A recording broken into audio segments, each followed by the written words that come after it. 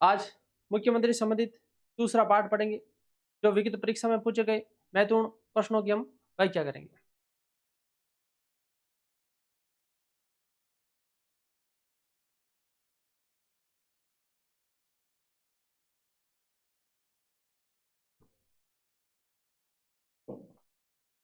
निम्न में से राजस्थान के ऐसे मुख्यमंत्री जो मुख्यमंत्री बनने से पूर्व किसी मंत्री परिषद में मंत्री नहीं रहते। तो राजस्थान के ऐसे 3 मुख्यमंत्री हैं जो मुख्यमंत्री बनने से पूर्व किसी राज्य मंत्री परिषद में मंत्री नहीं रहते। एक टीकाराम पालीवाल, टीकाराम पालीवाल, टीकाराम पालीवाल, पालीवाल। दूसरे जयनारायण व्यास, जयनारायण व्यास। और तीसरे भैरव सिंह शेखावत, भैरव सिंह शेखावत। तो राजस्थान के ऐसे 3 मुख्यमंत्री हैं जो मुख्यमंत्री बनने से पूर्व राज्य में मंत्री परिषद के सदस्य नहीं रहते। एक जयनारायण व्यास और एक भैरव सिंह शेखावत और एक टीकाराम पालीवाल। तो इसका आंसर हुआ 1 और 4, 1 और 4, 2 नंबर ऑप्शन इसका सही हुआ। अगला क्वेश्चन, निम्नलिखित में से कौन सा विकल्प राजस्थान के मुख्यमंत्रियों के कार्यकाल का सही क्रम है? यानी कि पहले कौन हुए, उसके बाद में कौन हुए, यानी मुख्यमंत्री का सही क्रम पूछा है। हरिदेव जोशी, भैरव सिंह शेखावत, जगन्नाथ पाड़िया और उसके बाद में शिवचरण माथुर। इसका आंसर यही हुआ। लेकिन राजस्थान में जब प्रथम मुख्यमंत्री बने थे टीकाराम पालीवाल, टीकाराम पालीवाल, और उसके बाद में जयनारायण व्यास बने थे, और जयनारायण व्यास के बाद में मोहनलाल सुखाड़िया बने थे, और इन मोहनलाल सुखाड़िया के बाद में बरकतुल्ला खां बने थे, और इन बरकतुल्ला खां के बाद में कौन बने? हरिदेव जोशी। हरिदेव जोशी के बाद में कौन बने? भैरव सिंह शेखावत। भैरव सिंह शेखावत के बाद में कौन बने? जगन्नाथ पाड़िया बने, और उसके बाद में शिवचरण माथुर बने, और इसके आगे आएंगे हीरा लाल देवपुरा, और इन हीरा लाल देवपुरा के बाद में हरिदेव जोशी, उसके बाद में शिवचरण माथुर, उसके बाद में फिर हरिदेव जोशी, उसके बाद में फिर भैरव सिंह शेखावत, और उसके बाद में अशोक गहलोत, और फिर वसुंधरा राजे, फिर अशोक गहलोत, और उसके बाद में फिर वसुंधरा राजे, और वर्तमान के अंदर अशोक गहलोत के बाद में वर्तमान में राजस्थान के मुख्यमंत्री भजन लाल शर्मा। इनका ये क्रम पूछा जाता है, तो इसका क्रम आंसर कौन सा हुआ? 1 नंबर का। एक, जब राजस्थान के अंदर प्रथम बार चुनाव हुआ था उस समय सीएम पद के उम्मीदवार कौन थे? जय नारायण व्यास, जयनारायण व्यास थे। और इन जयनारायण व्यास ने 2 जगहों से चुनाव लड़े थे। किन जगहों से? 2 जगहों से। एक तो जालोर,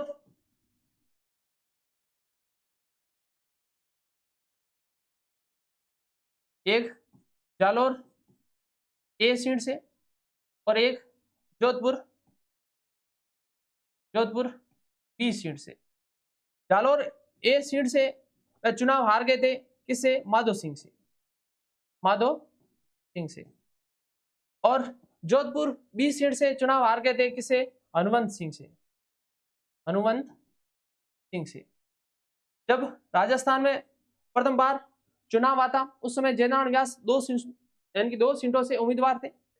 एक जालोर ए से जो माधो सिंह से चुनाव हार गए, एक जोधपुर बी से जो हनुमंत सिंह से चुनाव हार गए थे, और उसके उसी समय जयनारायण व्यास के करीबी जो मित्र थे टीकाराम पालीवाल, और उनको राजस्थान का क्या बनाया गया था? मुख्यमंत्री। और उसके बाद में इन जयनारायण व्यास ने किशनगढ़ से उपचुनाव जीता था, और इनके लिए जो सीट खाली की थी चांदमल मेहता ने, चांदमल मेहता के द्वारा इनके द्वारा सीट खाली की गई। अगला क्वेश्चन, राजस्थान के निम्नलिखित मुख्यमंत्रियों में से मुख्यमंत्री नियुक्त होते समय राजस्थान विधानसभा के सदस्य था या थे? यानी कि राजस्थान के ऐसे कौन कौन से मुख्यमंत्री हैं जो मुख्यमंत्री की शपथ ली उस समय राजस्थान के विधानसभा के सदस्य नहीं थे? तो राजस्थान के ऐसे कितने मुख्यमंत्री हैं? 2 मुख्यमंत्री। और इसका आंसर हुआ जगन्नाथ पाड़िया। जब जगन्नाथ पाड़िया ने शपथ ली थी उस समय वे लोकसभा के सदस्य थे। लोकसभा से, कहां से थे? लोकसभा से। और लोकसभा की कौन सी? बयाना भरतपुर से, बयाना भरतपुर की लोकसभा सीट से थे। उसके बाद में उन्होंने भरतपुर के अंदर भरतपुर से उन्होंने उपचुनाव जीता था। चुनाव जीतने के बाद में राज्य विधानसभा की सदस्यता ग्रहण की थी। और उसी तरह एक मुख्यमंत्री है भैरों सिंह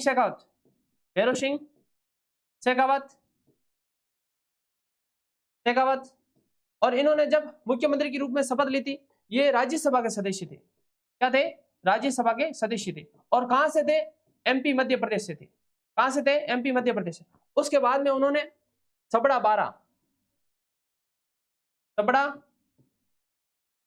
12 से उन्होंने उपचुनाव जीतने के बाद में राजस्थान विधानसभा की सदस्यता ग्रहण की। तो बात क्लियर होगी कि राजस्थान के ऐसे 2 मुख्यमंत्री हैं जो मुख्यमंत्री के रूप में जब शपथ ली थी उस समय राजस्थान विधानसभा के सदस्य नहीं थे। एक तो जगन्नाथ पाड़िया और एक भैरों सिंह शेखावत। अगला क्वेश्चन, राजस्थान की प्रथम निर्वाचित लोकतांत्रिक सरकार का गठन हुआ 26 जनवरी 1952 को, 2 फरवरी 1952 को, 3 मार्च 1952 को, 15 मार्च 1952 को। तो राजस्थान में प्रथम लोकतांत्रिक सरकार का गठन 3 मार्च 1952 को हुआ था। और एक जब राजस्थान में प्रथम बार विधानसभा का चुनाव हुआ था उस समय राजस्थान में कुल 160 सीटें थी। कितनी थी? 160 सीटें। इसमें से 82 सीटें कांग्रेस ने जीती थी। और दूसरा सबसे बड़ा दल था 24 राम राज्य ने जीती थी। राम राज्य पार्टी ने जीती थी, ये भी याद रखना। और इनकी सीटों का प्रथम बार 160 था। और दूसरी विधानसभा में सीटें बढ़ाकर 173 कर दी। और फिर चौथी विधानसभा में सीटें बढ़ाकर 184 कर दी। और छठी विधानसभा में सीटें बढ़ाकर 200 कर दी। और वर्तमान में राजस्थान में कितनी विधानसभा की सीटें? 200 सीटें। अगला क्वेश्चन, राज्य में संसदीय सचिव किसके समक्ष शपथ लेता है या प्रतिज्ञान करता है? राज्यपाल, उच्च न्यायालय के मुख्य न्यायमूर्ति, मुख्यमंत्री या विधानसभा का अध्यक्ष। तो राजस्थान में संसदीय सचिव को शपथ राज्य का मुख्यमंत्री दिलाता है। यानी कि इन संसदीय सचिव की नियुक्ति कौन करता है? संसदीय सचिव की नियुक्ति कौन करता है? मुख्यमंत्री करता है। कौन करता है? मुख्यमंत्री करता है। और शपथ कौन दिलाता है? मुख्यमंत्री दिलाता है। और हटाता कौन है? मुख्यमंत्री। अर्थात कह सकते हैं संसदीय सचिव राज्य के मुख्यमंत्री के पश्चात पर्यंत अपना पद धारण करता है। अगला क्वेश्चन, निम्नलिखित में से कौन सा राजस्थान में मंत्री परिषद की बैठक का स्थान और समय निर्दिष्ट करता है? मुख्य सचेतक, मुख्यमंत्री, संसदीय कार्य मंत्री या राज्य का राज्यपाल? तो राज्य का मुख्यमंत्री जो विधान यानी कि राज्य में मंत्री परिषद की बैठकों का स्थान और समय निर्धारण करता है। इसका आंसर हुआ मुख्यमंत्री। अगला क्वेश्चन, निम्नलिखित में से कौन राजस्थान से राज्यसभा में सबसे ज्यादा अवधि के लिए प्रतिनिधित्व करने वाली महिला सांसद है? उसी खान, शारदा भार्गव, लक्ष्मी कुमारी चुंडावत और शांति पाड़िया। तो शारदा भार्गव राजस्थान से 3 बार राज्यसभा सांसद रही। कितनी बार? 3 बार राज्यसभा सांसद रही। और राजस्थान से कुल 9 महिला, कितनी महिला? 9 महिला राज्यसभा सांसद रह चुकी है। और राजस्थान से लोकसभा से राजस्थान से 20 महिला सांसद रह चुकी है। और राजस्थान की प्रथम राज्यसभा सांसद शारदा भार्गव थी। अगला क्वेश्चन, निम्नलिखित में से कौन सा राजस्थान के मुख्यमंत्री का पद नहीं है? मुख्यमंत्री सलाहकार समिति का अध्यक्ष, राजस्थान राज्य मानवाधिकार आयोग का अध्यक्ष, अंतर्राज्यीय परिषद का सदस्य, राष्ट्रीय विकास परिषद का सदस्य। तो राज्य का मुख्यमंत्री राज्य मानवाधिकार आयोग का अध्यक्ष नहीं होता है, मुख्यमंत्री सलाहकार समिति का अध्यक्ष होता है, अंतर्राज्यीय परिषद जिसका उल्लेख अनुच्छेद 263 में मिलता है इसका सदस्य होता है, और राष्ट्रीय विकास परिषद का सदस्य होता है। इसके अलावा नीति आयोग का सदस्य होता है, नीति आयोग का सदस्य होता है। राज्य में नियोजन बोर्ड का सदस्य होता है या अध्यक्ष होता है। और इसके अलावा जो क्षेत्रीय परिषद होती है, क्षेत्रीय परिषद होती है, उसके उपाध्यक्ष होते हैं। कौन होता है? राज्य का मुख्यमंत्री होता है। अगला क्वेश्चन, निम्न में से किस मुख्यमंत्री को डींग गोली हत्याकांड के बाद इस्तीफा देना पड़ा और उन्होंने कब इस्तीफा दिया? शिवचरण माथुर ने, जगन्नाथ पाटिया, हरिदेव जोशी या मोहनलाल सुगाड़िया। तो डींग गोली हत्याकांड के कारण जो त्यागपत्र देने वाले थे शिवचरण माथुर, जो 1985 में दिया था, 23 फरवरी 1985 को दिया था। और एक है जगन्नाथ पाटिया, जो एक कवयित्री महादेवी वर्मा के ऊपर टिप्पणी करने के कारण त्यागपत्र देना पड़ा था 1981 के अंदर, और वो थे जगन्नाथ पाटिया। तो डींग गोली हत्याकांड के कारण किसने इस्तीफा दिया था? शिवचरण माथुर ने। अगला क्वेश्चन, कौन सा कथन असत्य है? राजस्थान में मुख्यमंत्री सहित 30 मंत्री हो सकते हैं। राजस्थान के सभी मंत्री कैबिनेट मंत्री हैं। कैबिनेट में महत्वपूर्ण विभाग होते हैं। राजस्थान सरकार में वर्तमान में कोई भी उप मंत्री नहीं है। तो कौन सा कथन असत्य है? तो राजस्थान में मुख्यमंत्री सहित 30 मंत्री हो सकते हैं। जी हाँ, भारतीय संविधान का अनुच्छेद 164 एक का 91वां संविधान संशोधन 2003 को जोड़ा गया था। इसके तहत राज्य की कुल विधानसभा सीटों का 15%, राज्य की कुल विधानसभा सीटों का 15% मुख्यमंत्री सहित राज्य के मंत्रिपरिषद में होंगे। तो राजस्थान के अंदर 29 + 1 अर्थात 30 मंत्री मुख्यमंत्री सहित अधिकतम हो सकते हैं, और न्यूनतम 11 + 1 अर्थात मुख्यमंत्री सहित न्यूनतम कितने हो सकते हैं? 12 हो सकते हैं। कितने हो सकते हैं? 12 हो सकते हैं। अगला क्वेश्चन, राजस्थान के निम्नलिखित मुख्यमंत्रियों में से कौन अपने संपूर्ण राजनीतिक जीवन में किसी राज्य का राज्यपाल नहीं रहा? हरिदेव जोशी, भैरों सिंह शेखावत, जगन्नाथ पाटिया और शिवचरण माथुर। तो भैरों सिंह शेखावत राजस्थान का मुख्यमंत्री बनने के बाद में किसी भी राज्य का राज्यपाल नहीं रहा था।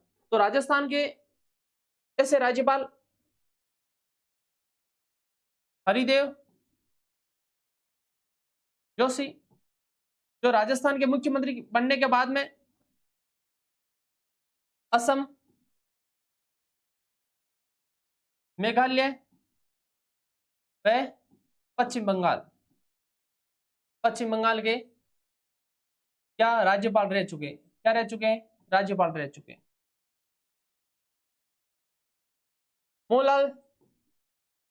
मोहनलाल सुखाड़िया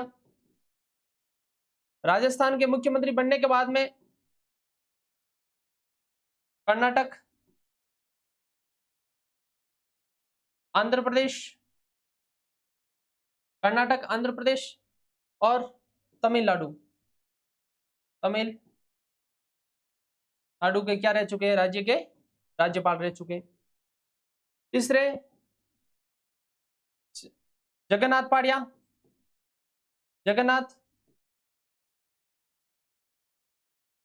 पाटिया, जो राजस्थान के मुख्यमंत्री बनने के बाद में बिहार के राज्यपाल रह चुके हैं। हरियाणा के रह चुके हैं, हरियाणा के रह चुके हैं राज्यपाल। इसके अलावा शिवचरण माथुर जो राजस्थान के मुख्यमंत्री बनने के बाद में असम के राज्यपाल भी रह चुके हैं, राज्यपाल भी रह चुके हैं। तो राजस्थान के से 4 मुख्यमंत्री हैं जो मुख्यमंत्री बनने के बाद में किसी न किसी राज्य के राज्यपाल रहे हैं। अगला क्वेश्चन, राजस्थान के निम्नलिखित मुख्यमंत्री में से कौन राजस्थान विधानसभा के अध्यक्ष पद पर भी आसीन रहे? राजस्थान के ऐसे मुख्यमंत्री जो हीरालाल देवपुरा जो राजस्थान के मुख्यमंत्री भी बने, विधानसभा के अध्यक्ष भी रहे, इसके अलावा राज्य वित्त आयोग के भी अध्यक्ष रह चुके हैं। अगला क्वेश्चन, भारत की स्वतंत्रता के तुरंत बाद राजस्थान के पहले मुख्यमंत्री कौन थे?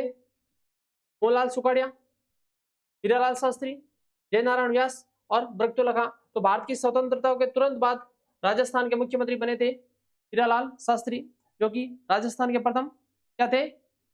मनोनीत मुख्यमंत्री। और इसके बाद में टी.एच. वेंकटाचारी और उसके बाद में राजस्थान के मुख्यमंत्री बने थे जयनारायण व्यास। और राजस्थान के प्रथम निर्वाचित जो मुख्यमंत्री बने थे टीकाराम पालीवाल। अगला क्वेश्चन, राजस्थान विधानसभा में सदस्यों की निर्भरता से संबंधित प्रश्नों पर विनिश्चित करने के बारे में निम्नलिखित कथनों पर विचार करें। 2 कथन दिए हुए और नीचे कूट दिए हुए, आपको सही कथनों का चयन करना है। यदि ये प्रश्न उठता है कि राज्य विधानसभा का कोई सदस्य भारत के संविधान के अनुच्छेद 191 के खंड ए में वर्णित किसी निर्भरता से ग्रस्त हो गया है या नहीं, तो वह प्रश्न विधानसभा अध्यक्ष को विनिश्चित करने के लिए निर्देशित किया जाएगा और उसका विनिश्चित अंतिम होगा। यह कथन क्या है? गलत है, क्योंकि विधानसभा का अध्यक्ष नहीं करता है, कौन करता है? राज्य का राज्यपाल करता है। कौन करता है? राज्य का राज्यपाल करता है। और ऐसे किसी प्रश्न पर विनिश्चित करने से पहले अध्यक्ष निर्वाचन आयोग की राय लेगा और ऐसे राय के अनुसार कार्य करेगा। विधानसभा का अध्यक्ष नहीं होगा। ये कौन राय लेगा? राज्य का राज्यपाल लेगा। एक भारतीय संविधान का अनुच्छेद 191 का एक, जिसमें विधानसभा के सदस्यों की अयोग्यता यानी कि निरर्हता का उल्लेख किसका है? निरर्हता का उल्लेख मिलता है। और इसमें चाहे चुनाव के आधार पर, भ्रष्टाचार के आधार पर राज्य का राज्यपाल उसे अयोग्य घोषित कर सकता है। और अनुच्छेद 191(2) में यदि दल बदल के आधार पर विधानसभा के सदस्यों को अयोग्य घोषित करना चाहता तो कौन करेगा? विधानसभा का अध्यक्ष करेगा। कौन करेगा? विधानसभा का अध्यक्ष करेगा। कौन करेगा? विधानसभा का अध्यक्ष करेगा। और 192